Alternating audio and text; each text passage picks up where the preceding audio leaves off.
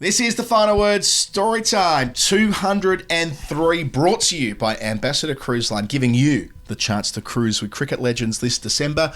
I'm Adam Collins and Jeff Lemon's next to me, and we're about to go to a wedding. If you're watching this on YouTube, you'll see that Jeff's wearing his normal wedding attire, which is a hypercolour t-shirt, and I'm wearing, well, not literally a hypercolour t-shirt. I wish it were a hypercolour t-shirt. A t-shirt with lots of colours on it. I wish it could change colours, because that would be a great costume change. Given that I travel with... Why don't we go behind the curtain a bit here? If you're watching the video, This is the bag that I used to travel around the world. It's that big. And you always say you've never changed it in the time I've known you. No, because it's a crumpler and you can kick the shit out of them and they survive. Crumpler, you should sponsor the show, because I can say I bought that in 2009 and it's still going, and it has been, I don't know, 60 countries. That's a great idea. If anyone knows someone at Crumpler, I can vouch for this. Since I've known you, and you've stacked so much, you've stacked 20 kilos into that when necessary, and it's been your day-to-day work bag at other times, and it's still going strong. It looks it looks like it's barely and they fix used, them for free. If something goes wrong, you just send it back to the factory and they repair it. I mean, sponsor our show. Sponsor our show. We'll tell your story. We'll give you a discount code. I'm doing that spot for free. So, but that bag does not allow you to, for instance, carry a formal suit. True. So occasionally I find myself in other countries being invited to things that I do not have the clothing for, and so I'm going to jazz things up a bit. I'm not going in jeans. Don't worry. I've got a little something up my sleeve, but I don't have a 3-piecer. I don't have a tuxedo. You know, when we had to go to the Wisdom dinner and we had to rent tuxedos. That's right. We had to get you a tux at short notice, and there's been a couple of TV things that we did together years ago now where you borrowed Daniel Norcross's suit, which was the definition of an ill-fitting suit. It was all over. It was like climbing into a sack somehow, that jacket. And otherwise I'm wearing someone else's suit jacket that's way too small and sort of, doesn't do up the front, and I look like that Irish bloke who punches people for a living. Jamoan. No, I don't think he's ever punched anyone. That's my only reference point. There it is. What's Jamoan up to now? Punchy guy. Sponsor the show, Jamoan. Sponsor the show. He popped up a comedy festival. Oh, good. He's still out there. I don't know if his material has gone, if he's just got angry in middle age, like comedians tend to do, where suddenly they just post about how they're mad at, I don't know, Gen Z or something or other. But they put him up against the Footy Show, didn't they? There was a time when Jamoan had that Channel 7 show, and it was called Jamoan. It was called Jamoan, but it got towed up by the Footy Show in its pomp. Anyway, that's a long time ago.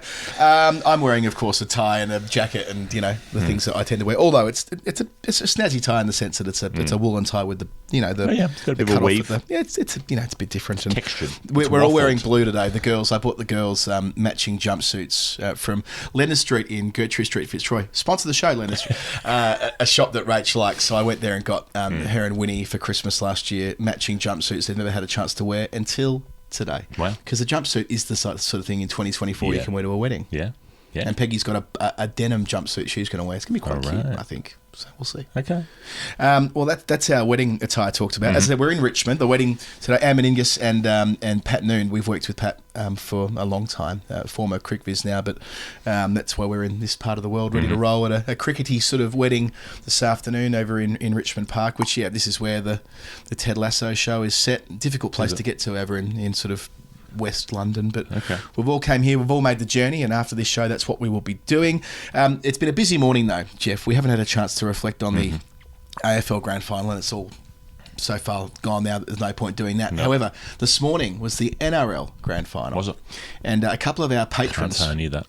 It was the Penrith Panthers who I was barracking for, because I just fundamentally want Jess Fox to be happy at all times. I think we should start a new category. She'll be Australian of the Year, I assume, next year, being an Olympic year in 2024. Jess Fox will be Australian of the Year in 2025. That tends to be the way that it goes when you're in an Olympic year. I think she should be made Australian of the Decade. Australian of the Decade? I think Jess Fox is that impressive as a human being. I just think she's just terrific. Anyway, she barracks for Penrith. And so could we do it as a group deal? Could we roll her sister into like a family of the decade? Family of the sort decade. Of thing? Nomi. Good name. But they if beat you don't the Storm. know me by now, you will never, ever really know me. They beat the Storm. And by the way, it wasn't... Nomi Fox and Jess Fox beat the Storm. It wasn't sold out. How funny is that? It wasn't sold out. The Storm. I mean, it's generally, right? AFL Grand Final, you can sell out 5 times over. Sydney, difficult place to get around. Shithole. Can't sell it out. There you go. Melbourne Storm. They're a hard team to like. even if you're from Melbourne. Hard team to love. Have you ever the had Storm. any because you follow rugby league closer than I do? You've probably tipped your hat on this, saying that you don't. Did you ever feel anything towards? That's like saying like Merry in Lord of the Rings is taller than Pippin. Like yes, but Didn't you historically? You had a bit of a dalliance with rugby, at least. Rugby, like rugby union. I used to follow in the but that's in the Stephen Larkham days. That's a different generation. Back when Australia used to actually be half good some of the time. It's this part of the world where one might find a pub and watch the Winter Internationals, Six Nations rugby, with a bunch of people who've gone to extremely nice schools and yell at the television for 4 hours on a Saturday afternoon. That's putting it into context for people who may be listening not from the UK. So I feel happy for Penrith, because the Melbourne Storm, like I say, unlovable, historical cheats, all the rest of it. Very good, always up and around that end of things for so long. But Penrith, it's the Blue Mountains basically. It's there's something about that area of the world getting up there to Blackheath, where Don Bradman hit 100 off 30 balls, and at Katoomba, where Urthboy came from, who does the song for our show, or was it? I'm pretty sure it was Penrith. Pat Cummins is from out that way. He is, yeah. John Doyle, the man who portrays rampaging Roy Slaven, that was his area. Was it Lithgow maybe for him? But anyway, out that way.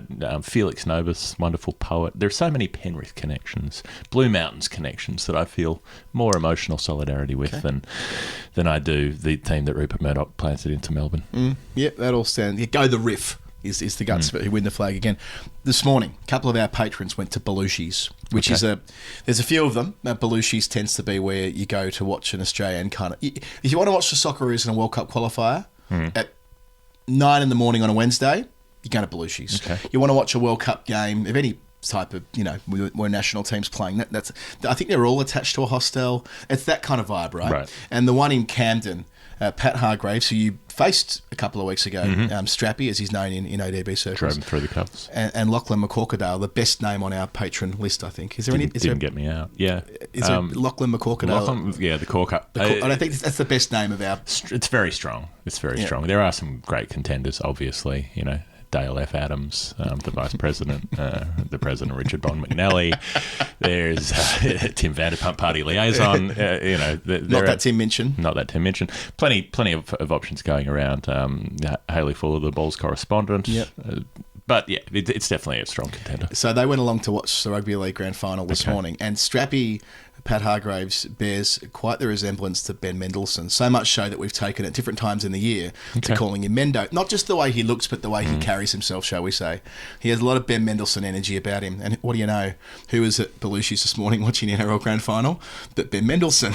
So he and he immediately sent a text to the group saying you wouldn't believe he was here. Actually, Corker was the one that picked up on it and goes, I think that's Ben Mendelsohn here. How do you...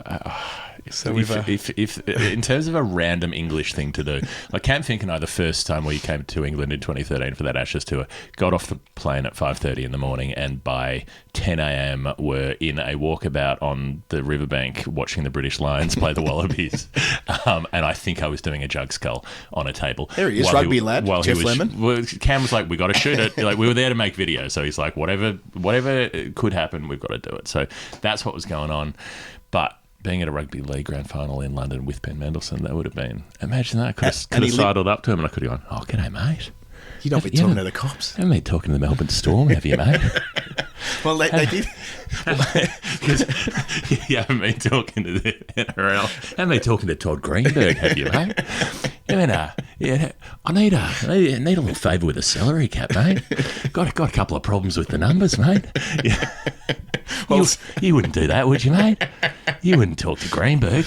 You wouldn't talk to Greenberg, would you, mate? You wouldn't talk to Batman. I did watch that clip this morning, the Arnie Diner clip, after that we've referred to on the show before. But they did sidle up to him. They did go up and watch the second half with him. Yeah. Because he was there on his own Mendo, as in the real Mendo, not our Mendo. And they're like, yeah, fuck it, we'll go and chat to him. And they had a couple of rumbos with him and watch the balance. And they said he's exactly as you'd wish he was.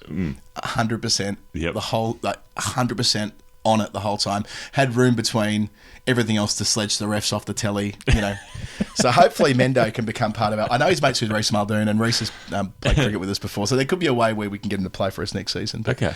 Okay. As long as, a tenuous connection, we just need him to vaguely like cricket. He does. He's a cricket person. I'm pretty sure he goes to the test match, doesn't he? Yeah. I'm pretty sure Mendo's a cricket person. Okay. So we can work on this. We should get him on the bloody show. Well, that's what I'm saying. Yeah. That's what I'm saying. That's the next He can be a guest on the show as long as he sort of can tolerate cricket. Yeah. We've got to be able to talk about cricket for 5 minutes, then we've got our excuse, we've done our due diligence, and then we can talk about whatever else. Who knows? We might get into a live show. Segue. Live shows in Australia. They're coming together at the moment. Lots of activity, sorting out guests, working out what's going on where. I'm working on an after party for the Melbourne show on the 29th of November. Okay. I'm not going to say what it is until I've locked it in. In fact, I'm not even going to tell you because you'll get quite excited about what this idea is. So if we can pull it off, it'll be terrific. Either way, the Melbourne show is going to be bigger than the Beatles, as was said on a Billy Birmingham CD once upon a time. We could sell out the Capitol Theatre, and it could be a wonderful thing. It will be a wonderful thing. That's on the 29th of November. That's the big one. But all the other shows are significant too in their own way. Like we haven't done one in Brisbane before. We haven't done one in Perth before. We haven't done one this big in Adelaide before. Yep. And the one in Sydney, which is the same venue and the same slot as last year, was an absolute belter. So we're pressing Control-C, Control-V there. But obviously it won't be Michael Bevan. It'll be someone else this time around. So get involved. Buy your tickets. Help us get this stuff moving quickly, and means that we don't have to think too much about the selling of tickets between, when we're working on Test cricket and, running around making daily shows, we don't necessarily want to be focused day and night on selling stuff. So get a ticket now, bring your cricket club. There's discounts for patrons, there's discounts for groups. We'll make it happen for you. You'll find a word live in 2024, 2025. We need to do a show. Let us. We better. I think we better commence, because we have to go and see some people commit their lives to one another in the way that we have committed our lives to Nerd Pledge. Nerd Pledge, the game that we play with nice people on the internet who fund this program by sending in contributions in a configuration of currency that to them suggests a connection to cricket. We have to figure out what the number means. It's not a new number to start with. It's a revisit, because this has been kicking around with us, with the sleuths, back and forth with Callum Evans, who was the original sender. It came through, initially it was on the Adelaide live recording as Bharat's segue, where he talked about Trobriand cricket, the version of cricket played in an island off the coast of Papua New Guinea, might be in the Solomons. I remember listening back to that and being quite entertained. So I didn't realise that was bonkers Bharat shit. Yeah. Okay. Because it was about the birth of a cricket country. It was about something, and so I think there was a connection where the West Indies toured PNG. That's what we did, because we had That's right. I had done an answer along those lines, like within a month or so, and then Brat had a fresh new spin on it. And so we were interested enough in this story to try to solve it finally. Callum said, loved hearing Barrett's wild take on my clue. Probably a better story than I could have hoped for. However, it was also wildly off target. I will say that the country I lived in as a child was Bangladesh, and you'll need to look further back than the last 10 years. Yeah, and look, this is partly why we're fronting the show with it, because it just felt like the right week to talk Bangladesh. And indeed, the right time more generally. It's been rugged there for the last 2 or 3 months. There's lots going on, which we're wildly underqualified to talk about, so I don't plan on doing that right now. But their women won a World Cup game against Scotland 2 days before we were recording this, and that means a lot, because A, they hadn't won a World Cup game in a decade, and B, this World Cup was meant to be in Bangladesh, having had it stripped from them on security grounds, and the fact that, only a couple of weeks after this World Cup, South Africa's men are going to Bangladesh to play a test series where it's been declared safe.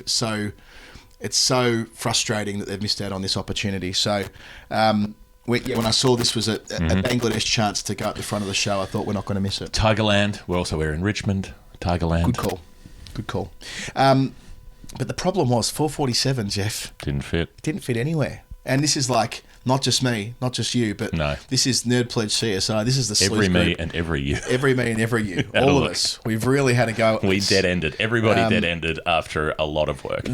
As close as we got was there was a fourth wicket stand of 447 where Atta Ali Khan, who's these days the high-profile Bangladeshi television broadcaster. He's the only only one. high-profile Bangladeshi That's true. TV broadcaster. But that was a game in 1985 in a university fixture, and that doesn't really. It wasn't meet the birth of a criteria. nation. Yeah, the origin story didn't work. So I went back to Callum and said, "We're battling here. You're going to have to give us a little bit of a steer." And he goes, "Oh shit, I'm sorry, boys. It's not the right number. It's 437, No. not 447." Okay, Yeah. so I knew that you'd worked on this and solved it, but I did not know. Like, I don't know what your solution is, and I didn't know that it was the wrong number. Callum, you dog. And you sly dog. You accidentally sly dog. And look, and to that's jump funny. to the end at the start, I still don't know what the 437 is. The 437 is going to be in the confirmations. I know the answer is correct. I know what I'm about to It's one tell of you these is ones. right. Yeah. And it very much relates to the birth of Bangladeshi cricket. And Callum and I went back and forth a little bit to establish that Sure. my hunch was right. And I think you were there as well. It's this really weird tour that took place in 1976, 1977. Is it the missing scorecard that I couldn't find? It is a missing scorecard. Okay. It relates to a match where the MCC toured, but let me build up to it a little Which bit I kept here. thinking, like, it's got to be this, but I couldn't find a way to tie it to that. This scorecard, to the best of my knowledge, does not exist. Right. And believe me, we've looked. Oh, yeah. We've really, really looked. Yeah. So I'll build up to it though. So the first thing to note is that Bangladesh, again, going back, a bit of a history lesson here, but what they went through in 1971 was heinous. I mean, the Bangladesh Liberation War gives the impression of some sort of, not. It gives an impression, right? Pipes and bugles and playing the drums and everything's great. It wasn't. No. I mean, it depends on what estimate you wish to use, but we're talking in the millions of civilians, not just combatants, which would be bad enough as it is. But and some of the stories that Issam's told me before about the way in which academics were targeted, people in professions where it was assumed that if they almost if they made life difficult for people who'd studied at universities, it would hurt them for multiple generations. Right. So anyway, this is a sense of how barbaric the time was in 1971. It's a genuinely horrific. It is a genocide. It's millions of people who were killed, and it's one of these. Like, there are cases in the 20th century because there was so much bloodshed, perhaps, and then the lens, like the racial lens, whatever the various factors are, there are sort of, from a Western point of view, there are atrocities and wars that you hear about, and the ones that you just don't, the ones that somehow got left out of the spotlight, and that wasn't quite important enough to be in the public consciousness in the same sort of way. Well, there was no Western involvement, right? That's probably what it boils down to, is that this was a war that was fought. It would have probably been described as a civil war when it was taking place in what was then East Pakistan, and West right? Pakistan. Yeah. So and the contested space in Bengal and all the rest. So, and of course, it all goes back to partition and the tension that arose and before. I'm sure I'm probably being reductive, linking everything to partition, but that certainly couldn't have helped with the way that Bengal was spark and the general British just washing their hands of everything. Okay, well, now we've fucked it completely. See you later. Yeah, good luck. And all of that. So this tour is only 5 years after that. So I think that's worth noting. That imagine 5 years after the joint's been absolutely destroyed, and yes, independence is part of that. But 1976, 1977. Happens to be when England are touring anyway, just over the road really in India, right? They've got their test series over there, which we've talked about on the podcast before. That's the series that they're playing before they go over to Australia to play the centenary test in the March of 1977. Going through it, I originally thought, when reading about the fact that MCC had gone to Bangladesh in 76, 77, I just took it as read that, this just must be when they were on tour in India, they nipped over for a little while and played a couple of games. It's not that way at all. This is a very different kind of tour. Actually a lot closer in its vibe to the types of tours MCC does now. Right. So MCC doesn't tour full member nations. They only tour associate nations, right? So let's say, unless there are special circumstances upon which they go over there. But as a rule, so for example, when they went to Pakistan a few years ago under Kumar Sangakkara's captaincy. But these days, But so this is kind of in keeping with that. So like next year, for example, MCC are taking men and women to Brazil, their first ever joint tour, I think I'm right in saying, and the men are going to play in the South American Championships as an MCC team to, I guess, add another competitor in it or something like that. But I guess the point is here is that that's where Bangladesh were then. Indeed, they weren't even an associate member in 76, 77. This was still the point where they were trying to work out where this country would fit from an ICC perspective, even though Dhaka had been a test venue for Pakistan not long after partition. So, yeah, there's all this extra context to what I'm about to tell you about.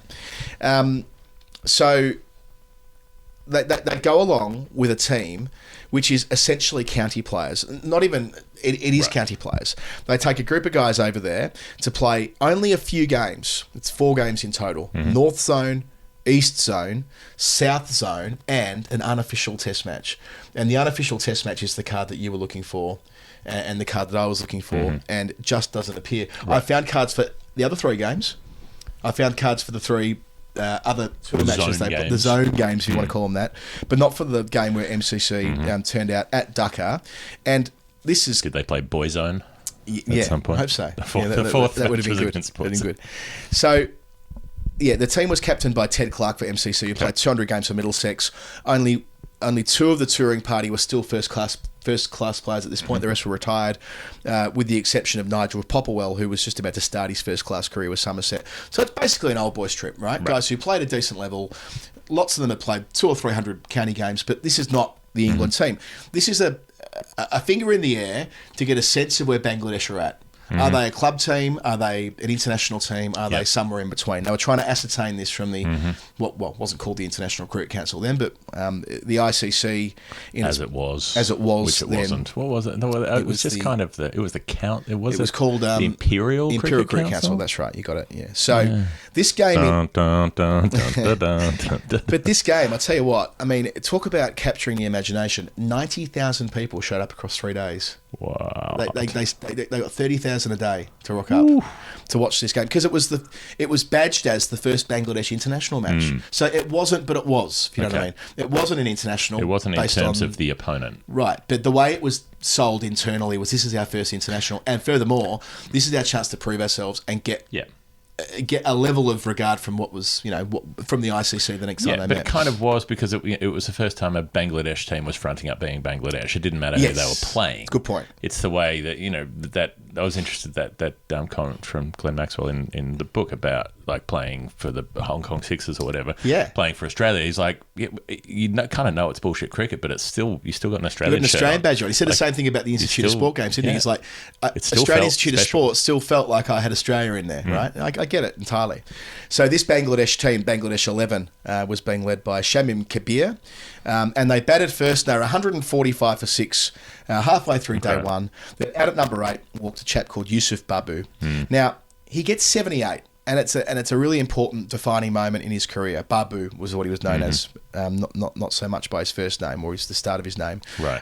But for many, many years, as I've now learnt, this was the most also famous. Jerry Seinfeld's neighbour, isn't it? Babu. I'm not a Seinfeld badger. I know some of the touch points. I reckon he is the one. Yeah. Babu.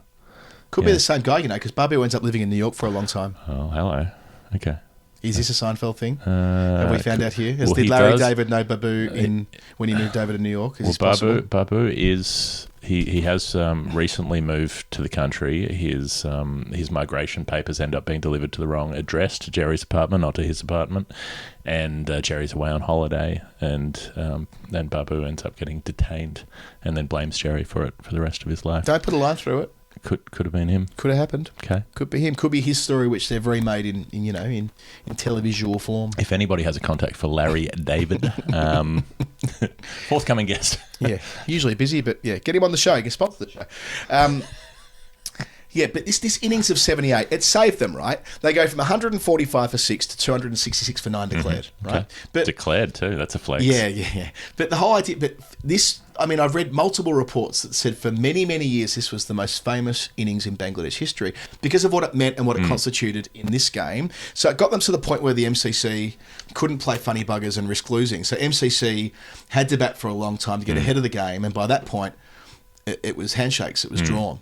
So in this first unofficial match that Bangladesh Right. played, bearing in mind MCC thrashed them in the other games, or two of the other three other games, that they'd held their own against a touring side, and this was in no small part because of the recovery engineered by their number 8 who made 78. So they get the draw. I had to look for it in Wisdom 1978. I couldn't find it anywhere in the online archive. I unfortunately don't have that edition on my shelf, so I couldn't look at the paper version, but I'm sure someone in our world will if they can see whether this gets referenced there at all. And yeah, no scorecards in the usual places, not even Cricket Archive. It does, though, Cricket Archive tell me, that Babu went on to play 9 matches in the ICC Trophy. In the late 1970s and early 1980s, he made 1 century in those official matches for Bangladesh. And that's where their journey went next. So it got to the stage where after the tour, in July 77, they did get associate member status. And this big push at the time was like they drew the MCC. They should get it. So it comes back to this, right? It comes back to this game. And something very similar happens later as well. So in the 1980s, there's this big push in Bangladesh, more and more cricket being played. They do better and better in the ICC Trophy until 1997, when they famously win the thing. Captained by Akram Khan, who I've interviewed before when I was out in Bangladesh in 2017. He was like the hero of that generation, played the match-winning innings against, I want to say, Kenya, to get them over the line in a thrilling run chase. They won by like 1 wicket, and that was enough to vault them, as you know, Jeff, into the World Cup of 1999. Where they knock off Pakistan with 4 run-outs. run-outs. With 4 run-outs. And Bulbul's captain, he played in Bulbul, who we've spoken about multiple times, Aminul Islam, who was the captain in 99, and we interviewed him in the feed on the greatest season there was, which is now in our feed from last year. So there's one little bit to the full member story that I didn't know, though, Jeff. And I assumed that they beat Pakistan and there was this groundswell of enthusiasm for them. As is often joked, Andrew Miller wrote a bunch of really glowing columns in Cricket Info, and Andrew Miller got them test status. That's the joke in media circles. What actually happened was, very similar to 1977, MCC visited again in 2000 for not exactly the same reason, but not unrelated. MCC went there with a very strong team, with lots of guys that played for England, just to kind of stress test this idea on behalf almost of ICC, to go, right, well, okay, they've won a one-day international against back, and did Babu come back? Not quite, I wish. But they did draw that game. They had an unofficial test match against a very strong England team, and included players like, say, Paul Nixon, who was an England player at different points, and others too. And it was a hard-fought... Well, I mean, in if his you read his Wikipedia Wikipedia page, tell you all about it. Every shot, every forward defensive. As the only player who ever played a reverse switch hit and hit Muralitharan for 6. No one else. I wish I committed to memory anyone else that played. I think possibly Anthony McGrath. No, I don't want to say that in case I'm wrong. I think it was, though, who debuted with Jimmy Anderson, who's Yorkshire's coach next year. Anyway, but similar to 77 when they got associate membership, the next time ICC met in 2000, they're like, okay, there you go, green light, you're in. So it's 2 MCC tours, 2 MCC fixtures, and as I said before, it's Yusuf Babu who made that 78, which got them the chance to do the things they did through the 80s and then through the 90s, and I guess it's like double TFM, the best of the 70s, 80s, 90s, and today. Well, today, Bangladesh are a team that are very proudly a full member and winning World Cup games as recently as a couple of days ago. Khan the Tigers. Khan the Tigers. I love it. I love that we solved it. I wish that we knew what the number was, because we still don't, but 437. It's got to be in the scorecard. Sorry, that's what I meant to say. If we had the scorecard, I'm fairly confident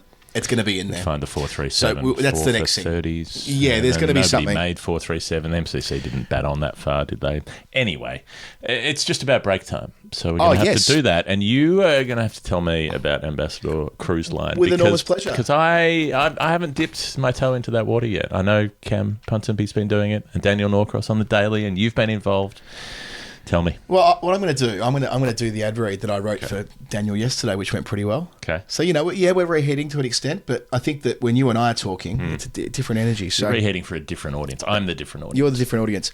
Are you stuck for what to buy the cricket fanatic in your life this Christmas? Well, I am that person. You could be. Yes. Yep, you can get them Glenn Maxwell's book. That's a good idea. I'm not going to dissuade you from that. Don't get us wrong. But where might you read it? How about On the Sea during the Cricket Legends festive cruise with Ambassador Cruise Line? It leaves on the 12th of December for 7 unforgettable nights. From where? From Tilbury Docks in London. Tilbury Docks. Is that famous docks? Is that on one of those light rail Don't know. lines? Probably. It's in London. Tilbury Docks. They're famous. Yeah, okay. Believe me. Okay. Who told me they're famous? Someone else told me. Dooves told me they're famous. Okay. Tuvs knew about them. Okay. There you go. It's enough for me. 7 unforgettable nights with some of the game's great storytellers. Tubes also has memorised like segments from A Current Affair in 1993. Like there are things that he remembers that other people that might come up in Storytime at some stage. Jonathan Agnew's on the tour, who you've been working with on BBC recently. Henry Blofeld's on the tour, who is one of life's great storytellers. So it's sort of the formal bit where you're doing the shows and all the rest of it. Then there's the informal bit where you're hanging out with those blokes just telling yarns, bulk yarns. Then you got the bloke who made more runs than anyone ever, Graham Gooch. Handy. Final word guest. One of our best ever guests, I would say. And Alex Tudor as well, who I've worked with, you've worked with. Great fella. Great stories of playing with England in the 1990s and 2000s as well as a fearsome fast bowler. So we commentated him tunning up in a charity game. We did. That was an Authors HAC game where we were working. 2015. We'd been out the night before with Vish and Will, and really been out. I think you'd been out till about 8 in the morning. Yes.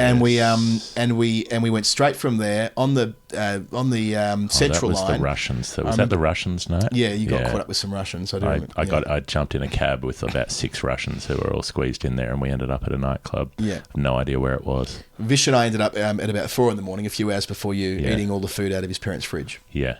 So we all had good nights in different ways. But what I can tell you, Jeff, look, I'm not saying that'll be the nature of the vibe on the boat. It might be. On the ship, sorry. It's not a boat, it's a ship. It's a ship. But it'll be bloody fun. And also, there's the test matches from New Zealand at the same time. Okay. There's the test matches in... the Border Gavaskar test matches, of course. So, like, how cool is that? Wake up in the morning, you're probably watching the cricket with these blokes all night, and you go, right, let's reflect, let's do it again. It'll be great fun. Okay. The starting price is £559 per person. That's for a week. I think we're not quite getting on top of. You couldn't get an Airbnb for a week. You couldn't get a hotel in London for a week. I mean, we're staying in this Airbnb for one night out in Richmond because we can't take the kids home tonight because it's too far to go. I mean, it's like 2 nights here. 2 nights here, fair income. And you're on a cruise. Airbnbs these days. And you're on a cruise, and 10% off with the final word. It's all in the show notes, by the way, but final word 10 at ambassadorcruiseline.com at checkout, and you'll be sailing. You'll be sailing across the ocean, across the sea. With Rod Stewart? No. But Graham Gooch, Alex Tudor, Jonathan Agnew, Henry Blofeld, Ambassador Cruise Line, giving you the chance to cruise with these cricket legends this December. If you're thinking about it, do it. Of course, it helps the podcast. If you're saying this and like, fuck, it's a great idea, because it is a fucking great idea, do it. Jump on. A week at sea before Christmas. Buy it for someone else. Go yourself. It's modestly priced. It's a terrific package. Be there. I liked it. Let's have a break. Okay. It's story time 203. I'm Adam Collins. He's Jeff Lemon. Yes. We got some good news during the week, Jeff. Did we? NordVPN like us too. Oh, they're back. They're back. Baby. They're back, baby. They know. For more months. Purely just that I've been using it non-stop. That, like, I've been driving up their traffic on my own. Well, we and so have the boys in Dubai. We've had Norky and Cam using their NordVPNs as we've been working with them on the daily shows the last few days. But it's like the old Demtel ads. There's more. There's more. There's more than there even was. There's what we always had. Yeah. And now there are more things. I'll give you an example of these more things. Okay. Used to be 6 devices. Okay. How about 10? How about 10? How about 10? Okay. You got 4 old phones that you're still keeping for some unknown reason. You can keep Have it running 10. on them. How about, used to be 60 countries. How about 111? Get on 1 foot, 111. Do as David Shepherd would have. That's almost twice as many countries. Near enough. Yep. Additional 4 months on top of the current discount as well. So your current discount now 4 months on top of that. I think that's what we had before as well. I don't think that's new. I think we always had. But yeah, so you already get a discount for doing the longer one, and you get 4 months free. Right. And there's also this new eSIM product they've got as well. Now, I've never used an eSIM before, but I'm using one right now. Bloody handy eSIMs, and there's one called Saily. Saily's the eSIM with Nord. Saily away. So you can you jump on there and so primarily, you're going to be using it. We know what you use your VPNs for. We know it's to watch the footy. We know it's to watch the sport. We know it's to watch industry, as Roller said. Roller said to me the other day when we were recording the spot about Nord, oh yeah, I need a VPN. I need my Nord for when I go to Pakistan for the test series. I can't possibly miss out on watching industry with everybody else. I fucking understand now. I've watched about 9 episodes in the last 2 nights. Yeah. There's a lot going on there. Have you watched Industry before? No. Holy dooly. Some show. It's like Mad Men, but like with cocaine. And like set like 50 pretty years sure forward. there was cocaine in Mad Men. It may not have been on screen, but it was definitely happening. It's like Mad Men, but set in 2020. Okay. So, imagine the same story arcs and so on. Yep. But it's pretty bloody good. Okay. That's what Roller's using his VPN for. I'm not Sure. saying that you need to watch Industry when you're using it, but maybe you do. I'll probably watch it 5 years later because that's what I tend to do with things that are of the zeitgeist. Yep. For instance, I watched the first 3 episodes of Succession in the last week. I was Oh, like, right. "That's pretty good. Gets better. As everyone says about Succession. Yeah. It starts okay. No, I think- gets a lot better. I think it starts very strongly. I also read the first book in the Game of Thrones series because I found it abandoned at a train station that I had a long wait at. And I was like, oh, yeah, I'll read that. It was okay. Don't like fantasy. I'm probably not going to read 7 of them, but I've read one. Just not into fantasy. Yeah. I like time travel, but not like, fucking dragons and whatever. Yeah. Nah. Yeah. Well, there's a lot of weird stuff in there that was fairly uncomfortable. But I probably don't need to read the whole lot. I don't know. NordVPN.com/TFW. We forgot that bit. Did. NordVPN.com/TFW. If you're going to get a VPN eventually, let's level with you. You're going to get one. Get one with us. Get one with us. Do it. You might as well. You're going to need one. Right.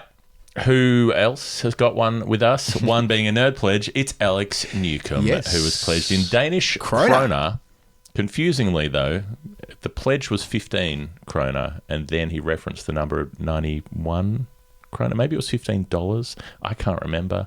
I'm confused. There were 2 numbers here anyway. Yeah, that's right. So the nerd pledge was 91 Danish kroner, but he wanted us to do something on the number 15 or 150. It was one or the other. I remember ages ago this came up. The number came through as 150. It might have been 15 because he couldn't. It might have been $15 because that equaled 91. Yeah. Or something That's like right. that. Well, either way, I mean, I can tell you what the clue is. Okay. It's about the best slasher since Psycho, and specifically his heroic feat, which left them more black and blue than bloody. Cheers from Copenhagen. Cheers to you, Alex. Yeah. Alex Newcomb. Welcome to the Final Word community. Well, stay for a while. Here we go. Is this is a new pleasure? Yeah, hello, he's Alex. new. Okay. So look, slasher, Psycho. The number we'll come to the number in time, but clearly this has to be about Slasher Mackay. Or Slasher Mackay, depending how you want to do it. He's always a Mackay, but some people will say Mackay. We know how it's supposed to be, but people will sometimes confuse it. And you've got it. Is it the small C big K, or is it the small C and K with an AY? He's the latter. He's one of those. We have talked about Slasher Mackay a few times on the show, but kind of it's felt like in passing or to do with a certain thing or something like that. And he probably gets talked about more than your average sort of middling all-rounder statistically would get talked about because for whatever reason, he was extremely popular, unaccountably so, based on the way that he played his cricket / Mackay. So he's a 1950s and 60s mostly cricketer. He's a Queenslander. He looks very much like a Queenslander from the 1950s and 60s. He's got that kind of blocky face, the slightly squashed nose, like it's probably been flattened in a rugby league game or something. That kind of crinkly, wavy hair. Like he looks like he could be running a milk bar in 1976 selling you 10 cents worth of Red Frogs. Who was the Howard era energy minister who had the really crackly voice? Oh. He was a Queensland MP, Okay. and I always, now obviously I can't remember the MP's name, it doesn't quite work, but I always thought of Slasher Mackay looking like him, with a gravelly voice, and not taking no shit from nobody. Yeah, and he's sort of, the photos suggest that like he doesn't look huge when he's out there batting at the crease, but he gives the appearance, a close-up of his face makes it seem like he should be big. He seems like he could be a big kind of dude. Anyway, but he's a right armour, innocuous seam bowling, doesn't bowl very quickly, just slides them down there. And then he's a left-hander with the bat. He's one of those righties-lefties who just loves to block the shit out of the ball, basically. Right. That's pretty much what he does when he's batting. Of his time, but even more so in a way. Because he channeled his technique so that he didn't have a backlift. He basically just held the bat there and was like, dunk, dunk. And then somehow when the occasional times when he actually hit the ball, he'd sort of do it with a wrist crack rather than lifting the bat up. So he didn't pick the bat up to clobber the ball. So technically, I don't know how he managed to make that work, but he kind of did. He's born in Windsor, which is now in the suburbs of Brisbane. He ended His life ended on Stradbroke Island. Stratty, one of my favourite places. South Stratty Island. Love Stratty, love Stradbroke. Get on the jet skis at South Stratty Island. G'day, Murray. Smoke a few cones at South Stratty Island. My old mate Murray is still living out there. One of the great individuals I've run into over the years. Took no shit from nobody, Muzz. Now, Ken Mackay, he's very talented. His last school season before he starts playing first grade cricket, he averages almost 600 for the season. Handy. Based on a game in which he makes 367 and takes 10 for 53. As you do. Useful. Helpful. Useful. So, first grade at 15, but because he's born in 1925, that's the summer of 1940. Okay. And then December 41, obviously, Japan invade Bit going on. Asia. Cricket doesn't really happen until the war's over. So he's not one of those interrupted professional careers, but he's a slightly delayed professional career because he's getting a go for Queensland pretty much immediately after the war, 1946, late 46. Plays a game against the MCC, batting 6, makes 33 out of a century stand to help set up a chase. They end up losing, but he's done a bit. He's shown he's got a bit.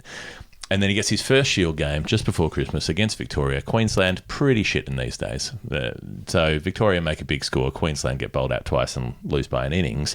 But he's not out both times on debut. He's 30 not out in the first dig. Then they put him up the order a little bit and he makes 63 not out in the second. Doesn't play a shot, basically, but just nudges the ball around here and there. And because he's managed to dead-bat his way through 2 innings back-to-back, he is, in the manner of a redhead named Bluey or a dark-haired guy named Red or Snowy or whatever. Always works. Slasher. Slasher. They call him Slasher. From his first Shield game when he's just a kid, they go, yeah, Slasher. Loves to have a go at it. Because he doesn't. That's why it's funny. Yeah. And it works. It sticks. He's Slasher... within the Queensland one of the team. great nicknames, really, of Australian cricket. To think the extent to which, a guy who's had as you're describing here, a modest Test career with one extraordinary highlight that it basically rolls off the tongue. Yeah, Slash him. I reckon if you had 100 Australian cricket fans who had a base level of knowledge of the game, like sort of 75 of them are going to go, Slasher Mackay. Oh, Slasher Mackay. Yeah. Yeah, it's in there. It's like Stork Hendry. Maybe Rowdy Mallet, Slasher Mackay. They're kind of the ones where you just kind of know the you know the name. Anyway, he plays 10 seasons for Queensland before he gets a Test call. 1956 Ashes, debuts at Lords, takes 2 hours and 40 minutes to make 38 runs in the first innings, and then takes 3 hours and 25 minutes to make 31 runs in Australia's second innings, which is the third of the match. But that innings is part of a partnership with Richie Benaud, who makes 97, gets them to a big lead.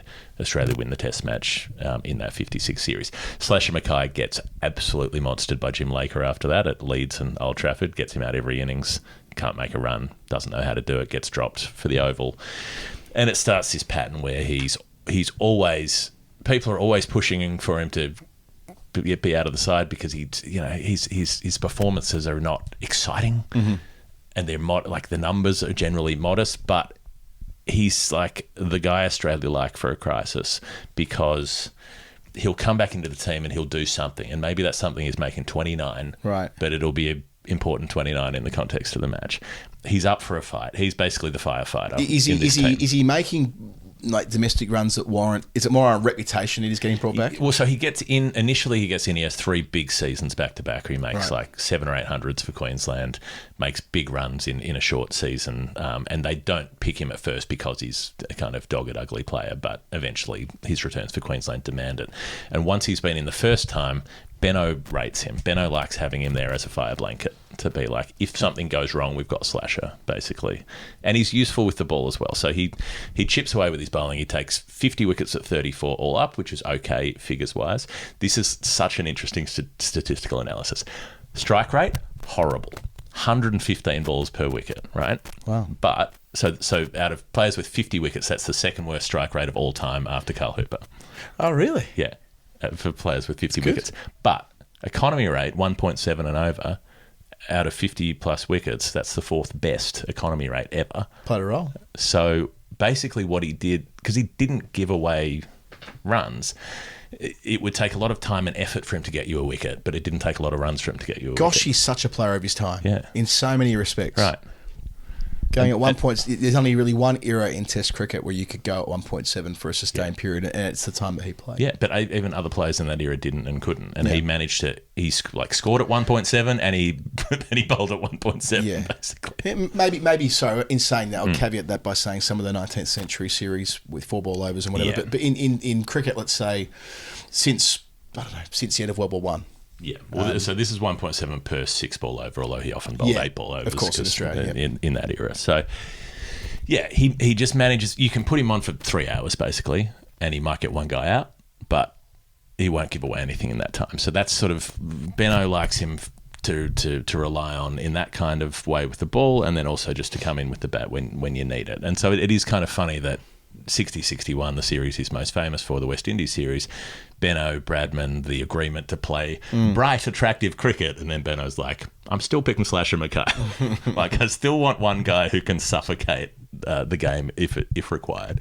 And that series is interesting, right, in the classicness of it. Like, so much of it depends on the first test being tied, right? So that gets everybody interested, because the second and third tests are not that competitive. Australia win easily in the second, West Indies smash them in the third, and it only gets close again in the fourth and fifth. So the memory of it as a classic series is not 5 classic contests, but the second and third tests are interesting, but they're not close. The fourth and fifth are close. That's right. It's the first one, it's the fourth one, it's the extraordinary attendance at Melbourne. Are the sort of bits that you can pull out and point to as what makes it a great series, and how close it was the whole way through. So Slasher's being Slasher throughout this series. He makes 35, 28, 74, 39. He's getting out to the spinners all the time. Sonny Ramadine is there. Lance Gibbs is there. Alf Valentine's there as well, but doesn't get him out. Slasher Mackay never makes 100 for Australia. He makes a bunch of 50-plus scores, but he's always just coming in down the order at 6 or 7 and making a 30 or a 38 or a 60-something or whatever it is, and kind of making a contribution. So fourth test is when things get close again. Australia are in a lot of trouble at the end of that test match. So it was 393 plays 366, almost even on the first innings. West Indies go big in the third innings, 432 for 6, declare. Rowan Canai makes twin tons. The point for West Indies here is the run rate. So first innings they've gone at 4.3. Their second innings they've gone at 4.7 almost. So they're scoring fast. They've scored fast enough that they've left enough time to bowl Australia out despite going big twice. It's that kind of, like Steve Warrior, and they'd always talk about going at 4 and over. 4 and over was like, wow, these guys hear it. I mean, the West Indies do it. I can't tell you how often I reckon I hear they changed the game, they went at 4s. It was true. It did feel significant. I remember the day against India when they got 400. Well, like making a decision to do it felt significant, I guess. Yeah, it did. It did feel significant. Yeah. But Sober's team do it in order to give themselves time to win the game here when they could have just batted it out. Tiger O'Reilly is writing in the paper about Rowan Canai. He says, Canai has become a commanding cricket personality in this country. One cannot fail to admire the courageous manner in which he accepts his batting responsibilities, which he carries out with the confidence and pugnacity of a man who knows all the answers and is keen to reveal the fact. Good line. What a good line. Yeah. Imagine writing that. Yeah. Imagine punching that out in your copy at the end of the day and being like, yeah. It probably would have been handwritten and called into a copy taker. Probably 6 beers in. 6 beers in, all the rest. So minimum. Basically, they've left like themselves... industry in the Dunnies. Bill O'Reilly was on the Bolivian marching powder. Interesting. I don't want to cast aspersions, but anyway. Tiger loved a stripe. So they've left themselves a day and a bit, like half an hour, 40 minutes, whatever it is, at the end of day 4, and they use it. Well, they have Wes Hall use it brilliantly. So Australians are tired. He nicks off Les Favell. He nicks off Bobby Simpson, and Colin McDonald gets run out before stumps on day 4. So they're 3 down going into the last day. Pretty screwed, you would think. Your average team going in 300 and whatever behind. On the last day, 3 down, not going to happen. Peter Burge and Norm O'Neill bat for a while on the 5th day, and then Sobers has an influence on the game, gets O'Neill out, gets Benno out. Alf Valentine gets Peter Burge out for 49. So Slasher Mackay's come out to bat at 7 in this game. Benno's gone in ahead of him to hold Slasher back, but Benno's out shortly after Slasher has come in. And then it's Slasher and the lower order from that point, basically. So he's got Wally Grout, the keeper, who's a good bat. They bat together for probably a couple of hours. And I think it's a little hard to nail the timing. So I think it's just... Wally Grout gets out either just before tea or just after tea, starting the last session. But he's out for 42. Frank Worrell's doing the bowling at this point. It's part-time spin. Gets the keeper, and then he gets... Might have been bowling seam up still there, Worrell. It's possible. I reckon he was. I just assumed he was because all his wickets are coming from close in catches, right. but he might have been bowling seam. Yeah, I don't know. I have no way to tell you that, but I was guessing spin. He gets Frank Misson caught in close for one. He gets Des Hoare bowled for a duck, and so suddenly 3 wickets have gone down in 10 minutes, and there's an hour and 50 minutes to play in the Test match. Remember, our number was 150. 1 hour and 50 minutes remaining in the Test match. They're 9 down with 1 wicket to go. The other number was 91. 9 down, 1 to go. I like that. I should just jump in and say, by the way, that Frank Misson passed away only a few weeks ago. Yeah. So there was a really nice piece from Rodney Cavalier in the Gideon, Sam Perry, Peter Lulla, Substack Cricket et al. That went to that the other day. Rodney Cavalier, who's the great raconteur, former boss of the SCG Trust, former member of Parliament as well. That's worth reading if you are wanting to learn more about Frank Misson. Okay, so Lindsay Klein, last in. He's a wrist spinner, left armour. Not much of a batter. First class average of 8. Never made a 50. Played a lot of first class cricket. 8 means you're not absolutely hopeless, but you're not going to bat for 2 hours to save a Test match, typically, if you are Lindsay Klein. But he comes in, he's batting with Slasher, and there's a bit of... There's some variance in accounts as to when this drop catch... this catch that isn't given happens, whether it comes just after the last wicket partnership has started or whether it happens a little bit later. So there's some variation in some accounts, but there's a catch that gets popped up to Sobers fielding in close from Slasher Mackay. Sobers claims that the umpire's Colt Ego, who's a pretty controversial umpire at different times, quite. He says not out. Slasher Mackay apparently claimed that it was a bump ball off the bat. So whether it carried on, I'm not sure whether they were disputing whether it had carried to the hands or whether it had bounced just after it hit the bat. But Slasher always claimed it was a bump ball. Anyway, he's given not out. So it would have been the Test match. And the West Indies get steamed about it, and they're pretty pissed off. And Slasher Mackay's kind of annoyed that they're getting pissed off, so then he's just like, right, we're just going to be as obdurate as hell, and we're just going to block them out. And so they do, and they keep ticking the overs down, and people keep coming in because it's like, oh, it could happen here. And on it goes. The second last over, Worrell's still bowling it. Lindsay Klein gets through it, and then they've still got time for one more over, and they're 8-ball overs. It's Wes Hall giving it everything, pelting it down at Slasher Mackay. He runs up the last ball of the over. He runs up and fakes it and pulls out and doesn't bowl it. Then he runs up and bowls him a no ball, like just to sort of string it along, just to keep the over going. And then he gives him a very unpleasant bounce, the last ball of the legitimate ball of the innings. He's like, okay, well, see if you can get your fending one away. And Slasher just holds the bat away and lets it hit him. And that's the famous last ball of the match. There's photos apparently of this huge bruise that he's got. So that's the black and blue bit mentioned from the clue of just letting the ball hit him to make sure that he wouldn't get out. So 91 could also mean 9, as in the number of balls that were bowled in the last over. Oh yeah, with 1 to go. 1 to go. 1 to go. Yeah, I think that's an iconic, and the documentary, the Calypso Summer documentary that Mike Coward made all those years ago, it goes to this as well. Like it builds the drama so well. So, the fact that 2 Test matches in the same series end with Wes Hall bowling the last over and it both being like really dramatic final overs, or it adds to it. So yeah, whilst there was some one-sided cricket played as well. It's the fact that, whenever a Test match is still being played deep into day 5 with more than one result on the table, it's the best sport in the world. I mean, to my way of thinking anyway.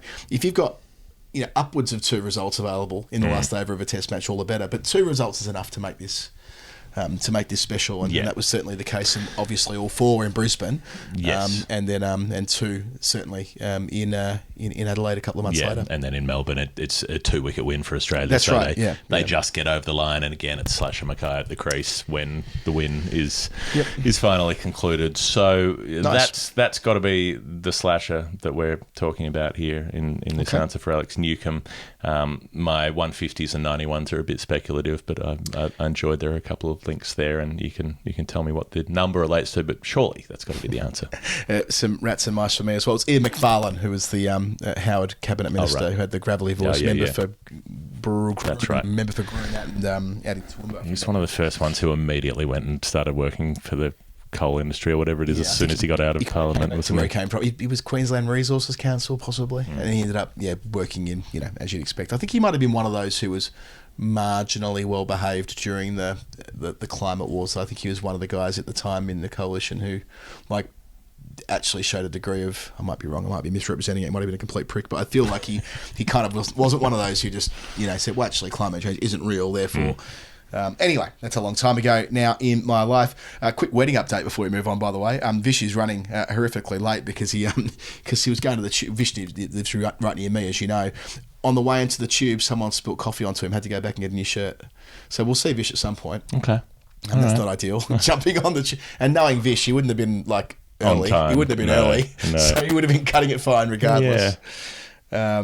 Yes. Oh dear. He's he needs the assistance of my wife. I'm going to put him in touch with Rach whilst you're doing your next answer. Well, what you're doing? I'm doing the next answer. One. Right. Okay. Next answer so is me. Yes, I'll read the clue while you do that. That's a good idea. Right. Keelan O'Reilly is your pledger. The number is $4.64 in AUD. Keelan says, I have hopefully made a pledge of $4.64. The clue, is this the only player to have dismissed the opposition captain in each of their international debuts? Test, ODI and T20 International. Yes. I intend to do another pledge, but the number is too small, being 77, so I'll take the guesswork out of it. It relates to Sean Abbott, as he's my wife's favourite player. She does not enjoy cricket at all, really. Would love to hear his story and maybe some Surrey insight from Adam or Daniel. My wife is holding out that he may one day play a test for Australia. So I thought figured we'd just roll these into one. We've got two. Why not do them? Why not? Because I don't know who the other player is, but it's someone who's played all three formats, so that narrows it down. Yeah, it's good. And again, welcome to Keelan. The lifeblood of the show is people signing up to Patreon. Sometimes we just kind of wash over that when doing story time, but this is what it's all about. You get the chance to be part of our community. You can join our Discord. You can make lifelong friendships. You can play in the final word cricket team, but even if that's not your bag, there are so many people who are just independently of Jeff and I have become friends and will be for life. We've now got a final word romance, Jeff. Do we? We do. Oh. I don't want to say much more, but there is a final word romance at the moment. There's a final met at a meetup. Blossoming. Possibilities. Keelan, I'm not saying this is going to be you necessarily. You don't need to find love through the final word. You may be spoken for. You might be spoken for. You might not be interested at all. You might be aromantic. Yeah, well, you might be polyamorous and up for anything. True. You might be up for whatever's doing. Okay. And that's okay as well. Well, I mean, provided it's all consensual and everyone's on the same page. And you're not deceptive about your polyamory. Polyamory? Polyamory, yes. Polyamory. Many loves. Anyway, Keelan, time to talk about your answer. Okay. Right. Well, obviously, Keelan has a wife because that's said in the clue. It's in the clue. We did. Yeah. Well, who knows what their relationship entails. But we're not here to speculate on that. That may not be the way to welcome people to the show. It's just speculate publicly about the nature of their relationship. Whatever it is, I hope that you're both very happy. Right, okay. And also, patrons mean we can do things like make daily shows every single day from Dubai. Yeah. If not for that, wouldn't be happening. Okay. Right. These two players are from the same generation, so that made it even neater to bring them together. I'm going to deal with the first one first, as is the custom. 464 was the number, and I had a look at the caps, and Test cap 464 works a treat on this front for Australia. 464 is recent. Sweppo. Oh, yeah, okay. Mitchell Swepson, Schwep of Essence. And bang, did he get the captain out in all three of his debuts? You better bloody believe he did. What are we up to on caps for Australia? Not many more than 70. Yeah, not many more than Sweppo. Murphy and Kuhneman. Murphy, Kuhneman. They might be the last debuts. Might be 467 or something like that. Anyway. Not many. There aren't many. I had a look the other day at this for some reason. There aren't many after Wilpakovsky. He's like cap number 459 or something like that. Anyway. Yeah, it feels weird talking about, Mitch Swepson as a kind of like a senior player, but he's 31. I wouldn't have had that. I would have thought he was like sort of 27 or 28. Yeah, but he's been around a long time. Daniel Breddick's been writing about him for 10 years. Well, yeah, and we've been at different points talking about him since he first got brought into an Australian squad in 2017. And he was a project player for a really long time. And, one of those players who didn't do loads and loads to get picked initially. It was more on... He was talent ID'd, you might want to say. A guy who looked really good, and after a couple of years as a youngster with Queensland, he was put into an Australia race squad, and from that Australia race squad, he did well against South Africa.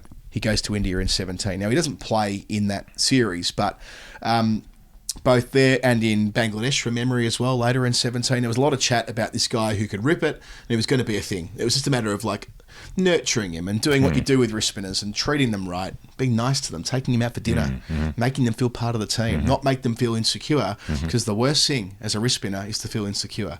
That's when you're going half track or full toss. If you feel in the groove and you feel loved, that's when you're more likely to get it on the dance floor and, all the rest. I love the Craig Howard story we did the other week with just all those people sidling up to him and going, "Hey, mate, I was just wondering if you ever thought about bowling a bit like old Shane Warne?"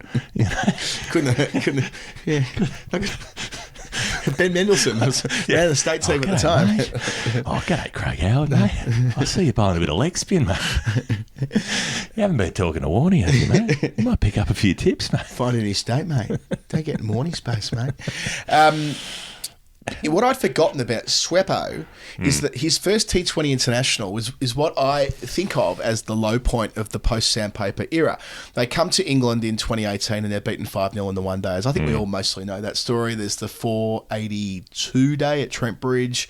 It's rugged, full stop. It's rough, don't get me wrong. But it doesn't get any rougher, in my view, than the T20 they play at Edgbaston at the very end. We're still in the era when they're tacking on a T20I at the end of a one-day series. 2015. 2018, yeah. So after Sandpaper, Tim Payne's leading the team. After the Cameron Boyce. So it's 2015 is the Cameron Boyce one where they flew him in for the T20. For one over. And he bowled one over that went for 20-something. I think it was 17, but your point stands. One over, and they worked out in one of the newspapers what it was worth per delivery or something like that. But Sweppo, as it turns out, was the best of Australia's bowlers on that brutal day. England, I went back and looked at it today.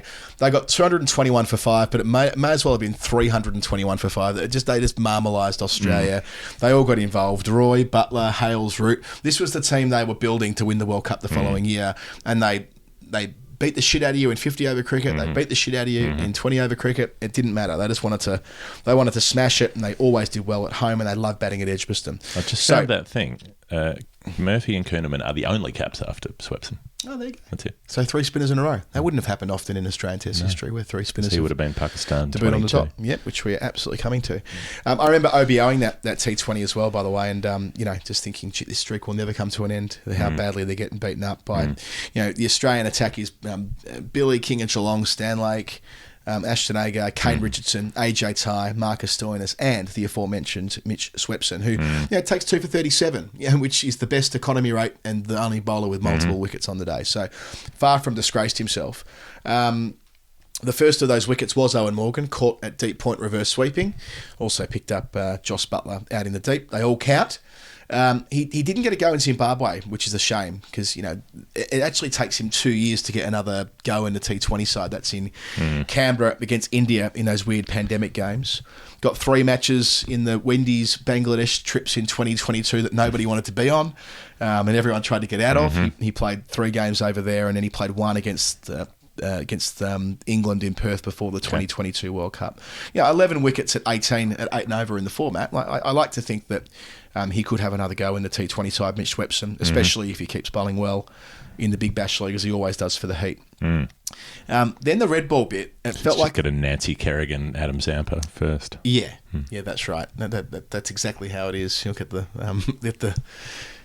crowbar out and beat Sam's knees up. Boyce and Lloyd Pope did it for the Strikers, 2 leg spinners last season. And, they're probably the 2 who, along with Zampa, the 3... If you were doing a depth chart, they're probably 1, 2 and 3 for spinners in Australia in short form cricket. I mean, I'm not an expert on the T20 side of things, but I would think that. Who else was over in the Caribbean as the second spinner for Australia this year? Maybe Ashton Agar. Agar was floating around.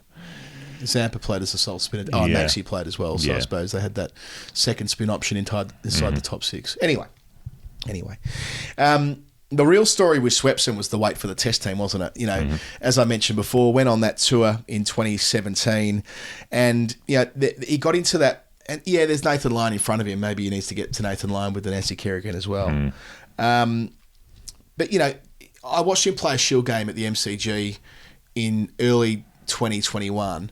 I think it's right in saying it was 2021. It might have been 1920 when he bowled Victoria out late on the final day, and it felt like he was like becoming a test bowler in front of our very eyes. Yeah, it was when he took 5 for it and he bowled him out late, and it was like this is it. He's broken through. This is it. But it kind of he took 3 fifers in a row in that run. It was in the lead up to a test series, and he got that treatment for a while where each Sydney test they'd add into the squad with no expectation of him necessarily playing, but he'd be in the squad, he'd be around the test team, and then that all, and there's that vibe around Sydney, isn't it, that it'll spin even though it's not been a spinner's deck for I don't know 10 or 15 years at least.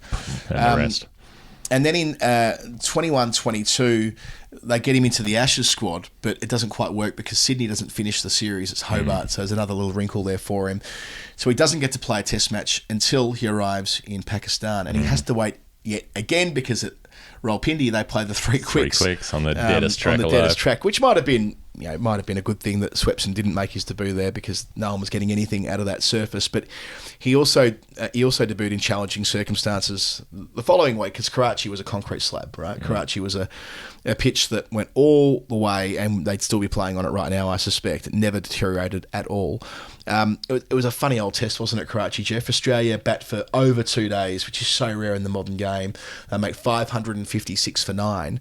But then they skittle Pakistan inside 53 overs for 148. And Swepson plays his role there. He gets Babar Azam dancing out of his crease, top edge. That's his first wicket in Test cricket. Gets a second one later on as well. Gets a leg before later on in the piece. So, 2 for 32 on his first day as a test bowler. He would have slept well that night, I reckon, Mitch Swepson. Australia batted briefly on that third afternoon to give themselves a bit of a break because it was so fucking hot. 97 for 2 declared, and it wasn't long before they were bowling on days 4 and 5, and then the marathon began. 171.4 overs. Pakistan set 506, and I tell you what, at tea on the final day, it felt like they were half a chance as well with Babar Azam still there. And Rizwan gets 196, and Rizwan going up the gears. Shafiq made 96 earlier. It was a really weird couple of days where there'd be nothing happening for an hour, then 2 wickets would fall in 2 balls, kind of thing, and it was a compelling chase. If anything that goes for 172 overs can be compelling, this was absolutely it. What's lost about Swepson's none for 156 from 53.4 overs is that he had 3 drop catches off him along the way. Had Babar Azam dropped consecutive deliveries close to the bat, Travis Head at short leg, and Khawaja. Marnus Labuschagne at silly point. And then there's the Khawaja one late. We're getting there, don't worry. Yeah. If either of those catches... I had a look back. This was in like the 130th over.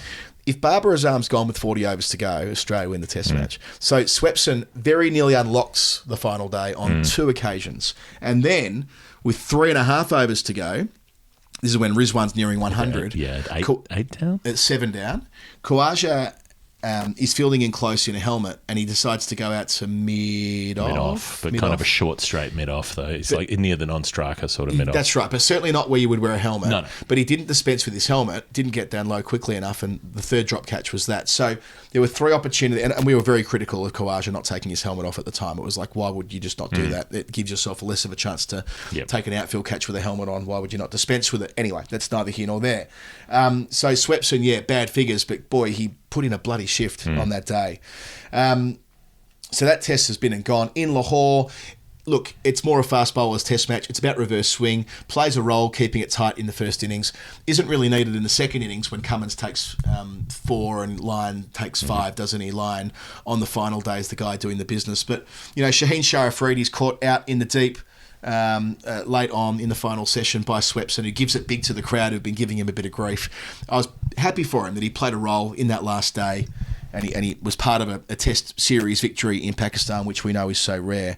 Keeps his spot for Gaul, the first Test match they play against Sri Lanka, and bowls two of the best deliveries you'll ever see in like his third over. Remember, he gets Dhananjaya and Chandimal out with consecutive balls, both absolute beauties, both caught behind the wicket on a hat trick. And all of us were sort of saying the same thing after the difficult experiences that he had after his first innings in Test cricket, the three tough ones in a row. 2 in 2, here we go, cricket gods are on his side. He and Lyon together, they're going to be untouchable here. And look, he takes 3 for in that first innings and they bowl out Sri Lanka within 1 day. The difference was that I don't think anyone quite realised on day one how much that pitch was going to rag and how difficult it was going to be. So it almost undervalued how well he bowled on that first day, I would argue. Then on the final day, the third and final day, did pick up 3. I know that Australia bowled them out in about 29 overs or something like that, and Travis Head gets 4 for 10. Yeah. And everyone talks about Travis Head bowling Chandimal through the gate and all the rest of it. But, you know, Swepson was there when the game was still, I suppose, there to be won and made sure it was going to be a quick kill. So he would have enjoyed those beers. Remember that Test finished at about midday on a Friday afternoon, and they all had a great night, and deservedly so in his case. The second Test was difficult for him. They only got a chance to bowl once on a very different surface in Gaul. Did take 3 wickets, but only bowled half the overs that Nathan Lyon bowled. And there was a general sense that, well, maybe he isn't good enough. And it all seemed to emerge in that one innings. This is probably the point I wanted to finish on with Swepson. You know, you go back and you look at the way they put all this time into him, invested all this effort into getting this guy ready to play Test cricket. They picked him when he was ripe, when he was ready. He bowls really well on debut in the first innings. He's super unlucky in the second innings of his Test debut. Could have won Australia a Test match in Karachi on the final day. Bowls beautifully in the first Test at Gaul. Doesn't have a great innings. Remember, 1 innings they only bowl for in the second innings at Gaul. And, like, that's it. Kind of, yeah. He's dispensed with. He does play a one-dayer in that series, by the way. Gets Babar Azam again, thus completing the clue here. Right. Third format of the game where he gets the captain out. But I like to think that as a wrist spinner, only 31, wrist spinners often can get better and better into their 30s, and that he will seize any opportunities, or he'll embrace any opportunities that come his way. Yep, he's down in the pecking order now. You would imagine that Lyon, Kuhneman and Murphy are all ahead of him. Who knows what happens with Zampa? That's a bit of a... they're talking about Zampa for Sri Lanka. But I would take it a different way of Swepson. New season starting, go out and take 40-plus wickets, get on the trip and be the guy bowling at Gaul. Like, there's the opportunity for him. Zampa's not going to play 10 Shield games. Zampa's going to play, 2 or 3 Shield games. Swepson will be one of the first names on the team sheet for the Bulls every week. So I like to think that there's a way in which Swepson could add to his 4 Test matches. Maybe, I don't know, maybe he should move states and shake things up a bit. Kuhneman has. So that helps. Kuhneman's played for Tassie. So there's a bit more space there. Okay. And just to round it out on Sean Abbott, the 77, that's his one-day shirt. I'm not going to spend... It's both the formats. Yeah, huge amounts of time talking about... Yeah, that's right. The T20 as well, where's 77. Huge amounts of time talking about Sean Abbott. The request was more about how he's gone at Surrey in the clue. Brilliantly, averaging nearly 40 with the bat and 25 with the ball or something like that. The 34 ball 100. Every time I've seen this guy bowl for Surrey, he's not let them down. Yep. Has to do all sorts of different jobs. Talking to Glenn Maxwell about this when doing the book, he's like, if in any other era, Abbott's taking, I think he said he would have played hundreds of games for Australia. They all internally rate his very high skill set. Didn't have a great tour of England. That's fine. That happens. It was shit conditions in the deep into the autumn, and that's something that he's going to have to come back from. But I think Abbott will get his chance. But I do think there is an issue with his a level up. He seems to struggle at the top level. Like he's got so many tricks, particularly with death bowling, with T20 stuff, late overs and so on, big bash. Like he's got so many ways to try to control scoring rates. But from watching him at international level, it seems like when he's against really good players, they can pick that stuff. They know when he's bowling slower ball bounces and they swat him. Like I've seen him get taken down a bunch of times. So you've only seen him bowl half a dozen times, right? Because the problem with Sean Abbott is that most people have only seen him play for Australia. And maybe a bit in the Big Bash, but we don't watch Big Bash. That's what I'm talking about. At national level, he's struggled to make the transition from what I've seen. I would say that the people who've seen him bowl up close a lot, and again, it's a bit like you have to accept when there are people who are more informed, and the guys who are picking the team, they know this guy's a gun. And I don't think it's a case of Abbott. He's going to get a chance when this group of fast bowlers finish up. I know he's 32, so he's kind of in their generation. But my impression is that after the Champions Trophy, there's going to be natural transition, right? And that's where, who are the next group? So it's a bit like the Swepson story, right? Abbott's had a poor tour of England, so what happens next? Destiny's in his own hands.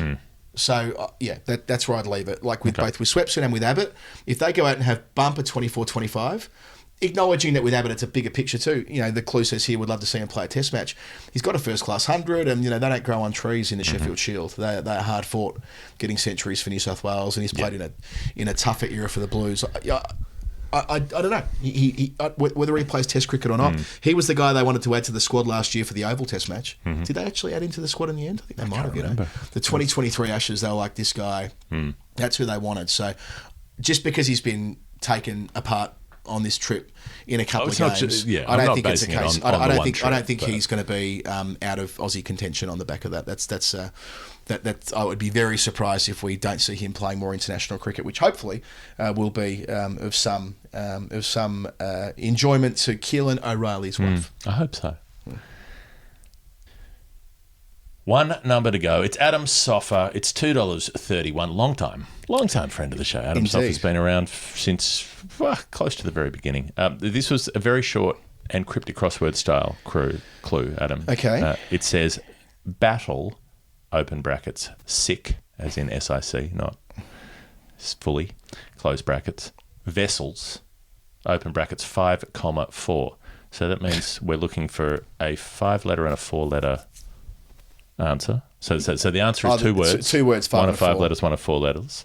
Battle. The clue is battle vessels, but battle is sick, which means it's misspelt. So a cricketer, I'm going to try and do this quickly in my head. Okay. A cricketer who has the name Battle. Or who relates to battles. You have anyone should get, there you go. Yes. Sick, so that's because the spelling. Misspelled. War misspelled. 5-4. And what's the other Vessels. bit here? Vessels. War vessels. So boat, ship. No. Well, that could be Ambassador Cruise Line. Could be Ambassador Cruise Line. Initially I thought vessels, I thought tubs. Kepler. I thought, that's good actually. But that would also have to be sick because that would also be misspelled. Yeah, that's true. But what's another word for vessels? I thought tubs, as in Tubby Taylor. I thought war and tubs. Yeah. So my first thought was, is there a partnership of 231 between Mark Taylor and one of the War brothers?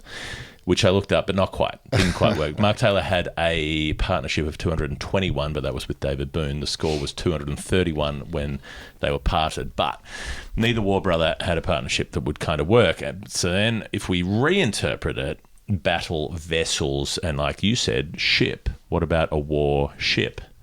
As in a partnership between 2 wars. Oh, yeah.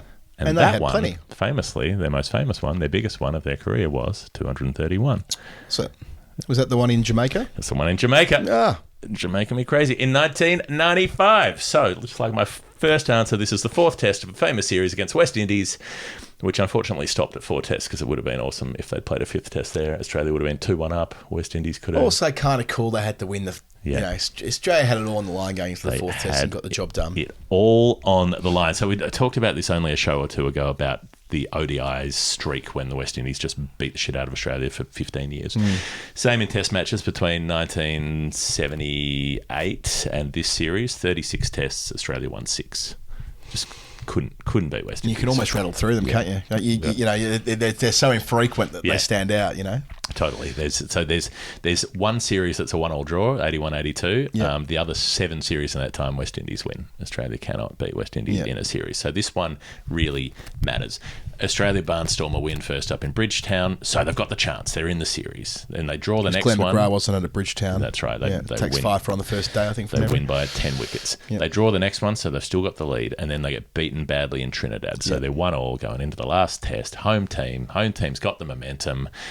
You could feel that they would have been so worried about fucking it up. Like, let's... it's on Galaxy Television, being simulcast on Channel 10.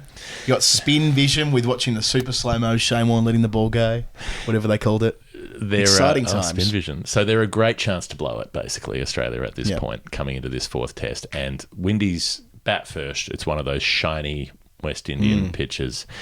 Lara gets off to a flyer at first drop, early wicket, but then Lara's just caning them. He gets to 65 in no time at all. And then Shane Warne gets him out for the first time ever. Warne's never got him out before in a test match. Lara's had his number comfortably. Warne gets him out. The rest of the batting falls away except for Richie Richardson, who opened the batting. So he bats through almost all of the innings, gets to an even 100. He's out late. They've made 265, but that's sort of bigger than it sounds because most of the totals in this series have been less than that. It's been a low-scoring series. Australia, they're probably a bit worried when Curtly Ambrose and Courtney Walsh start doing the things that they usually do. They nick off Mark Taylor, captain, gone. And then the David Boone dismissal. Mm-hmm. David Boone, the next one. Edges. Do you describe Ambrose. how it happens? Tell me. Boone gets bounced, fucking balloons off his lid, nowhere near it, given out caught behind. Mm-hmm. Like it's one of those ones where it balloons 30 metres in the air. Yeah. And fair to say, Boone, he wasn't best pleased. Okay. Because the suggestion was an inside edge onto his lid. I think he's still throwing his bat around the dressing room now. So that's Ambrose. Boone's out for 17. He's the rock at number 3. And then Slater gets up to 27, and then he edges Courtney Walsh. So they're 73 for 3. They've got the Waugh brothers in. They've got Blewett, Healy, and the bowlers to come. Yep. You can feel it. You can feel it tilting. It's tilting West Indies' way. And then instead of going like Slash and Mackay and just blocking it out for 3 hours to try to just get their way into the game, the Waugh brothers are like, nah, let's do it differently. So they get to lunch. They come back from lunch, and they just laid into it. They started going at 6 and over. They took 67 off 11 overs after lunch. It's a bit like the Bairstow Stokes bit at Headingley, I think, where they just go, okay, well, let's just counter and let's just see if it works. And it works. Like they're pulling all the short stuff. They're driving everything full, and the West Indies quick start getting a bit unhappy and a bit erratic, and their bowling starts suffering, and the vibe changes. Yeah, it's reminiscent of the way that Mark Waugh played against the Windies at Melbourne in 92 as well, where he got criticised in that innings, batting with Border, for opening up the offside by backing away to leg and playing over to deep backward point down to third man, as though it was like he was coward. But he does the same in his innings a lot and does it so well. There's a small scoreboard there, like a hand-reel old scoreboard, and Waugh just keeps hitting it at deep backward point. And, there's always the Mark Waugh bits with the clipping off the pads and the extravagant cover drives that don't look extravagant in their application or any of that, but like there was resourcefulness as well. Benjamin especially. This is just described as a disciplined innings from him. Like he doesn't play a lot of aerial shots. He sort of makes room. Interesting. Yeah, I mean, I've written about it too. I interviewed him about it actually. I spoke to him about it in Jamaica. I sat down with him in an interview that never actually got published because I couldn't find a suitor for it. In 2015 when I was on tour with them, and it was where I had written about this a little bit as part of my favourite cricketer column about him, and I put the tape recorder on and about to go, all right, we're about to talk about what happened here 20 years ago, and he goes, oh yeah, I think I said to him before, go watch some of it back on YouTube 'cause it's all there, and he goes, oh, I've done that. He goes, yeah, but you know more about this innings than I do. I'm like, that's a classic power play from a former cricketer. You know more about me than I do, champ, kind of thing. But he did speak. I wish I knew where it was, the transcript of it, because it does demonstrate that for all of the stuff about Mark Waugh and, that sense that maybe, I don't know, was he a bit of a dilettante or words to that effect, that when push came to shove in really, really important moments for Australian Test cricket, he's found to be as a crucial player in a lot of Test wins. This one, the Port Elizabeth victory, the batting up for a draw in Alan Border's final day in Test cricket in 1994. There are a number of them, and this is the one that he views as important to him as any. When the going's tough, he's actually got that toughness. So Steve Waugh gets dropped at one point by Courtney Brown, who's on debut, who's the reserve keeper, puts him down on 40-something. And they go on, they don't just score 231, they do it by the end of the day. Mark Waugh's out before the end of the day for 126. So Carl Hooper? I caught a short leg off Hooper, I think. I can't remember now. I think it's relatively innocuous. It's inside edge onto the thigh pad. But they've changed it. They've changed the game already. Like they've scored so quickly that they pushed it along. But Steve is ruthless, so he carries on the next day. Adds 113 more with Blewett, 16 with Healy, 16 with Brendan Julian, 73 more with Rifle. Warne gets out for a duck, so there's the anxiety bit that Glenn McGrath's coming out to face, and Waugh's short of 200, and McGrath is fucking hopeless at this point. This is when he really cannot bat in 1995, very early.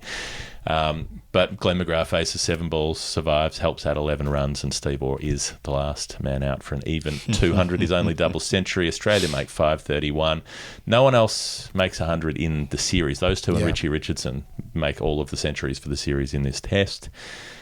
West Indies are 266 behind, and they're screwed. Basically, when Lara gets out for a duck, LBW rifle, and that's it. That was the only hope of them trying to rescue that game. Best pull rifle bowl for Australia, I reckon. Four for rifle, 4 for Waugh, win by an innings and 53, and finally get break the long West Indies streak. Don't think rifle bowl better for Australia than that. I mean, I remember being up all night with this. I don't know how I got away with this shit when I was a kid, but I did. And just being so pumped that it was Paul Rifle and doing that and getting Lara early. He's a Victorian. It was a lot of that. Yeah. It was a lot of that. It was the Steve Waugh double got brought up on a Sunday morning as well, because it was like, the paddle shows, like Sports World or whatever, all going long on what's happened overnight. And Waugh would get another opportunity at a 200 in 1999, but he fell for 199. So he nearly had a couple of doubles against the Windies, who bullied them so egregiously early in his career. He was part of that team that lost and were thumped in 88, 89, Steve Waugh. He both with bat and ball, he was knocked about by the Windies, and he was able to enjoy that. And as for Mark Waugh, he would always make the special indentation on his thigh pad. He wrote down every 100 on his thigh pad, and the ones against the West Indies got the special denotation of WI underneath them, underneath the straw man that he would have on the thigh pad, because they to him were the ones that mattered most. Yeah, right. That is interesting. So if you think he's a dilettante, he did actually that care. generation and the Windies, it's bloody special. We got to go. We have a wedding to attend. We do. Speaking of a WI, wedding imminent. This has been the Final Word Story Time 203. It has. It's been for Ambassador Cruise Lines. Cruise Line. No plural. One line. Ambassador Cruise Line, giving you the chance to cruise the cricket legends this Christmas. Is Christmas? 12th to the 19th of December. Jump on and do it. Don't just do it. Just do it. It's such a nice thing to do for a week. To get on the seas. Third test will be on. Yeah, I mean, what a great way to take it in. It's like, I think I would love waking up in the morning and going, Gucci, let's talk about the cricket the night before. Like knowing he'd be in his cabin watching it all night too. All right, that's us done. Thank you for everyone who's been new on our Patreon. Thank you for making it possible to do what we're doing in the UAE right now. Join our community. There's going to be a watch along for the game next Sunday. England's women are playing on Sunday morning. We're going to do a watch along for that. So if you're on the Discord, find out the details from Caroline, or join Discord, and I can sort you out. We can work it out. Okay. Off to throw confetti. Hopefully. Okay. We'll see you later. Bye.